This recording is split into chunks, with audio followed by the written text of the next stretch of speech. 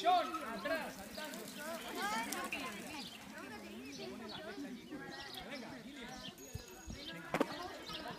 tendríamos que dejarle pasar, ¿verdad? Paramos en el cero al paso, en la línea.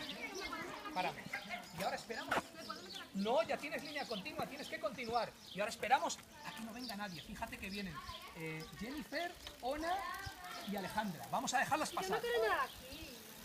Alejandra. Y ahora señal a la derecha y continuamos. Venga, muy bien. Venga, señal. Venga, sigue, sigue, muy bien. Venga. Ánimo. Muy bien. Ahí, no te apoyes el peso. Relaja los brazos, los brazos relajaditos. Coges un poquito de velocidad. Porque con velocidad, ¿ves que ya no te vas hacia los lados? Muy bien.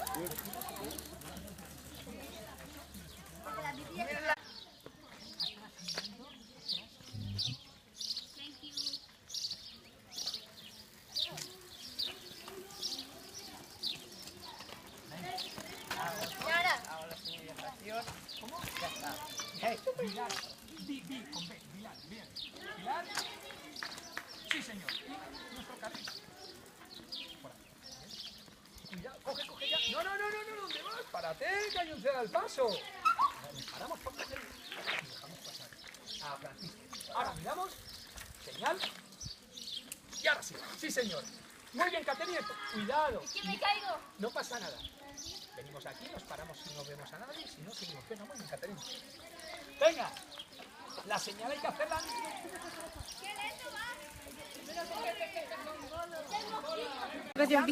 Oye, Tara tiene una foto, ¿eh? Está grabando.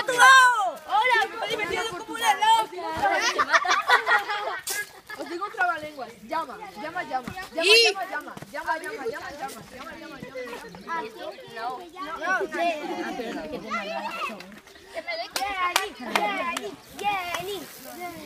No mires a los demás. Hola.